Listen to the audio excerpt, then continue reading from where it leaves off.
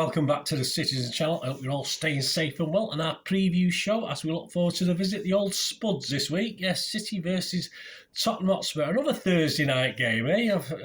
We never thought we'd be playing Thursday nights this quick, did we? But third one, I think, now, this, isn't it? So, obviously, the World Cup's caused all sorts of chaos. Match day 19, so this is halfway stage, guys. So, 60 points to play for. Hey, who said it can't be done?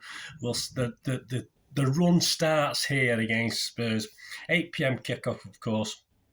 And if you are new to this channel, please push that subscribe button, push the notifications.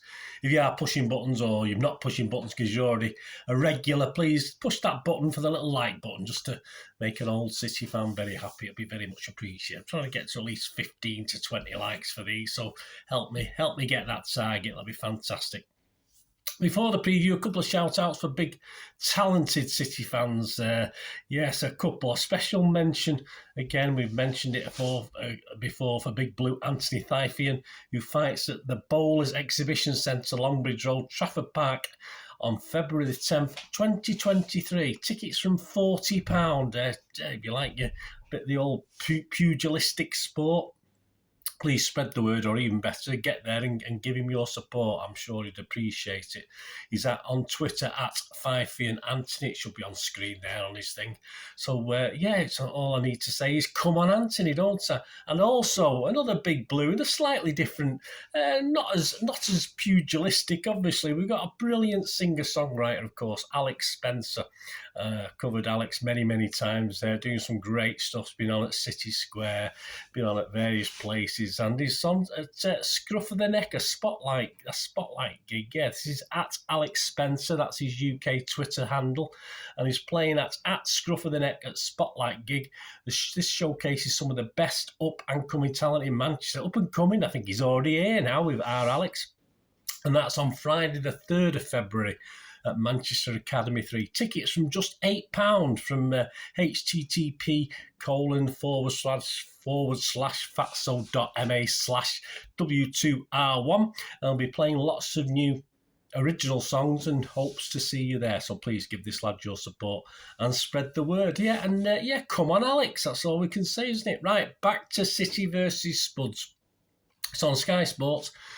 Last time at the Etihad, yes, I did a preview before. I was looking at my database, so obviously it should have took part a bit early in the season, didn't it? But obviously circumstances didn't allow it, and sad circumstances, obviously.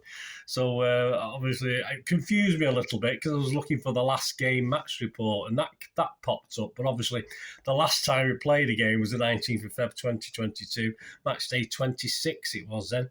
We were top on 63 points. 9 clear of Liverpool, and Spurs were down in 8th on 36 points. Yeah, Edison, Walker, Diaz, Laporte, Cancelo, Rodri, Bernardo, KDB, Sterling, Foden and Gundogan were the team. And excerpts from my match report, yes, it ended 3-2 to Spurs, of course. 1-0 to Spurs after 4 minutes as Diaz is left embarrassed as Son is fed through by Kane as Diaz fails to catch him in the offside trap. No point doing offside traps now, is it? I mean, it's just, someone else will take it and score a goal and it won't matter. Son runs through and passes it across to Kulusevski, who casually slots home. 33 minutes, it's 1-1 as Lloris spills it. There's a surprise. Under pressure from KDB, and Gundo calmly slots him. 59 minutes into the second half, Son jinks on the left, crosses in for Kane, who is totally alone to side foot in the top corner for a 2-1 lead. 89 minutes, Bernardo shot hits a high arm, and though referee Mr. Taylor waves it away, he gives a pen after being sent over to the old monitor. So 2 or 3 minutes later, I said here, another great spot kick from Marc, so he must have been on a bit of a roll. To the left of Lloris, who had no chance. And yes, 92 minutes. Oh, let's keep it tight. Let's at least keep a point, City. No, on 95 minutes, Kulusevski has the freedom of the Etihad to get down the wing and cross. And, of course, Kane bullied Walker to head home. City 2, Spurs 3. Very depressing. Overall, at our place against Spurs, we played 73. Won 39, drawn 16 and lost 18. We scored 136 goals and let 73 in.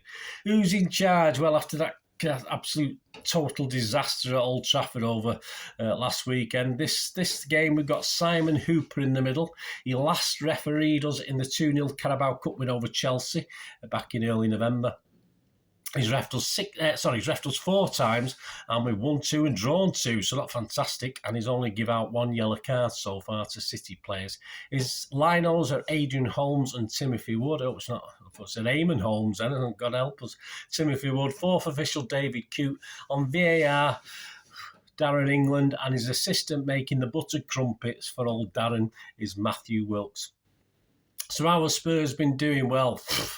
a bit like us, aren't they? I mean, obviously, our inconsistencies are all there to be seen just at this point in time. And we've got identical records over the last 5 games played in the Premier League. won 2, lost 2, and drawn 1. Yeah, Spurs last 5, of course, he got beat by Arsenal at home at weekend. Before that, he beat Palace 4-0, which was a good result of their place. They'd lost at home to Villa 2-0. They'd drawn at Brentford 2-2, and they'd beat Leeds at home. So they currently sit 5th, 6 points behind City, but they have played a game more. So if we win this, we'll make that 9 points clear, and we've still got a game in hand. And who knows? Despite last season's defeat, City, they're not usually much of a bogey team. They have been, but of course at their place we've yet to win, haven't we, at the new stadium? But not too bad at the Etihad. In the last 10 Premier League games, we've won 6, drawn 2 and lost 2. So not as bad as it sounds. I think a couple of those good results have come recently, so it sort of sticks in our minds. Of course, if you add the Champions League to that, which of course we did win, didn't we? We did win that, but obviously we didn't win it on aggregate, did we? Lloris, well, he's one of the key players in this, isn't he? He's their talisman, if you like. When I use the word talisman, I use that very loosely. He can be brilliant, as we saw in the North London derby. He can also be Coco the Clown, can't he?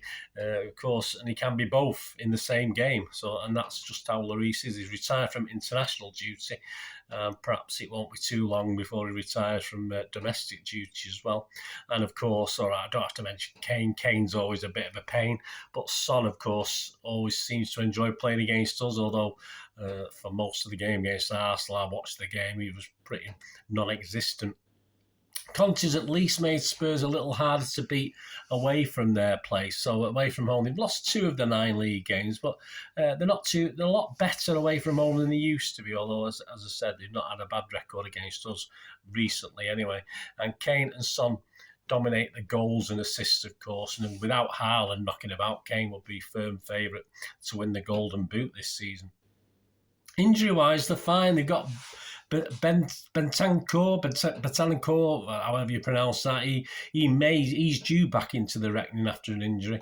And of course, Richarlison appeared back on the bench against Arsenal and came on.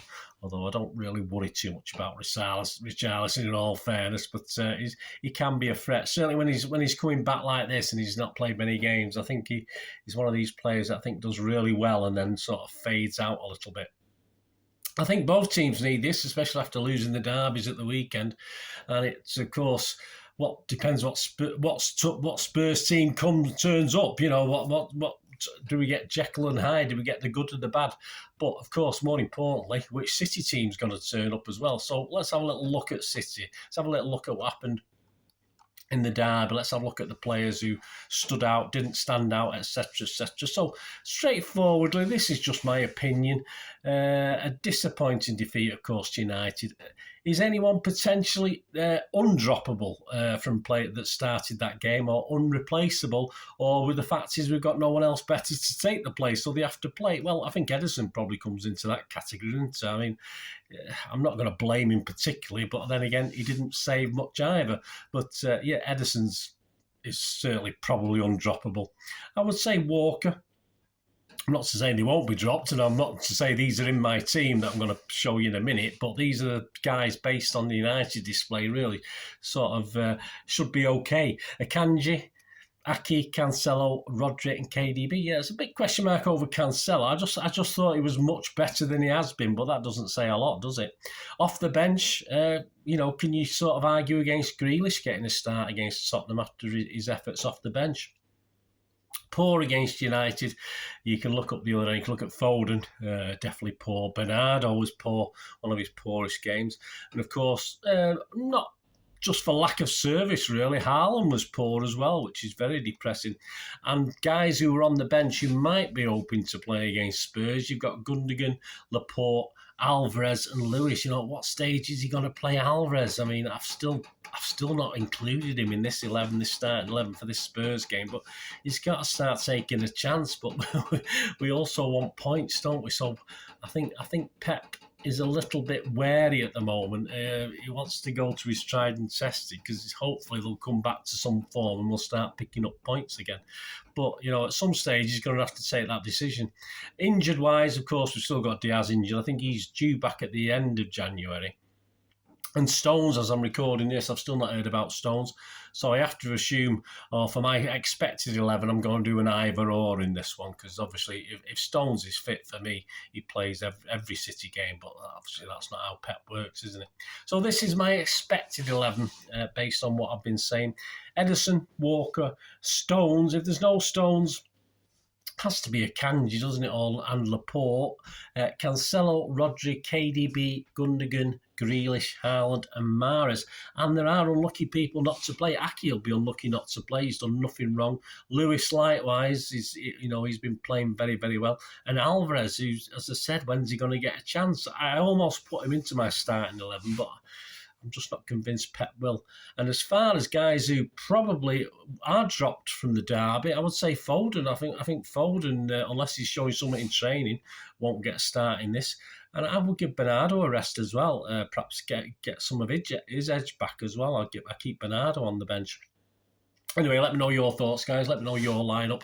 Right, before we go, a quick look at the value, the odds. Yeah, we've got a big shock this week. Please, I don't condone gambling when the fun stop. Yes, all these odds as I'm recording this for the 16th of January 2023. And you may get better prices. This is sort of an average taken from all the major bookmakers. Right, here's the shock. To win the league. City are no longer the favourites. City are no longer, for the first time this season, City are now second favourites to win the league. Arsenal are 5-6 on. So I hope you got you sort of laid City, what I was telling you to a few weeks ago. City are 11-8 against. United 14-1. That's not showing them any respect, is it? And Newcastle 4-0-1. And Spurs, top four finish for Spurs. I've not even looked at to win the league because Spurs aren't winning the league. Spurs top four finishes 7-2 and the top six finishes 4-7 on. So still debatable that. Match odds, here we go. Match odds. City are 8-13 on. So if you don't mind betting odds on, not very often you get odds like that on City in a home game, so they might be worth a look. A draw is 4-1, Spurs is 15-2. First goal scorers, the obvious, Haaland is 21-10, which isn't bad, 2-1. Mahrez is 13-2. Grealish is 11-1 if he he scored one. Why can't he carry on scoring more goals if he plays? Kane and Son, they're interesting. They're 9-1 and 14-1 respectively. Interesting for Spurs fans or a City fan who might want to bet with his head and sort of watch the game with his heart. Anytime goal scorers, Mahrez is 21-10. Anything over 2-1, I always have a look at. KDB's 3-1. Anytime goal scorers, got to be good. And Grealish is 16-5. And the two obvious ones from Spurs are both backable. 9-4, Kane, and Son is 5-1. Correct score last year, of course, it was a 3-2 win for Tottenham. That's 60-1, 6-0, 60-1. A 2-0 City win is 13-2. A 2-1 is 8-1. A 1-0 is 17-2. As is a 3-0, that's 17-2 as well. If you think this is going to be a draw, God forbid, a 2-2 draw is 18-1 and a 1-1 draw is 10-1. I don't think we get many 0-0s against Spurs, so I've not even looked at that. But again, double God forbid, if Spurs win, a 1-0 win is 25-1, a 2-1 win is 25-1, and a 2-0 win for Spurs is 50-1. Half-time, full-time, City, not bad, evens. A draw and City, again, not bad, 10-3. A draw and a draw is 15-2, and a draw and Spurs is 16-1. And goals over 2.5. I would go for nailed on with that. It's got to be more than 2.5 goals. That's 1-2 on, so not great. Under 3.5, again, could be just 3 goals in the game. That's 4-7 on. But if you want to go for a goal fest, there's not a 6-0 to City. It was one of them quite recently, wasn't it, against Spurs? Over 3.5, 13-10. Hat-tricks, well, Haaland, it's been ages now. I don't think he'll ever get a hat-trick again, will he? 17-2 for Haaland hat-trick. If you fancy a couple of goals plus, Kane is 16-1 for 2 plus. Son is 66-1. And if you go back to Haaland, he's a mere 5-2. Both teams to score, very, very possible at the moment. Yes, he's 4-5 on, and no is evens. Winning margin, City to win by 1 goal, 13-5, 2 goals, 10-3, 3 goals, 5-1, and Spurs to win by 1 goal is 10-1, with 2 at 25-1. So there's all your main little bits and pieces. So let me know if you've had a little combination or having a little flutter, or let me know after the event. Some of you do once you brag to me what you've won and stuff like this. But let me know. Let me know what you fancy anyway, guys. And say, let me know what you fancy for the starting 11, etc., etc. It'd be great to hear from you. I will be back, of course, with the ratings and talking points show for this Spurs game on Friday. Yes, I won't be putting one out on Thursday night. I'll be doing my scripts and getting all my information together. But I'll put the player rating show out on Friday morning, and then I'll follow that with the talking points show on Friday afternoon. And of course, following on very quickly on the Saturday, I will have the preview and odds show for the upcoming home game against Wolves. Thick and fast the games now on the 22nd of January 2023. That's Sunday, isn't it? So I'll have the preview show for that out on the Saturday.